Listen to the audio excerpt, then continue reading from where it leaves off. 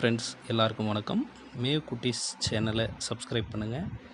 இப்போ வந்து பார்த்திங்கன்னா நாம் எங்கே போயிருக்கோம்னா கொசஸ்தலை ஆறு, இது ஆந்திராவிலேருந்து பள்ளிப்பட்டு திருத்தணி வழியாக வந்து கடலில் போய் சேருதுங்க.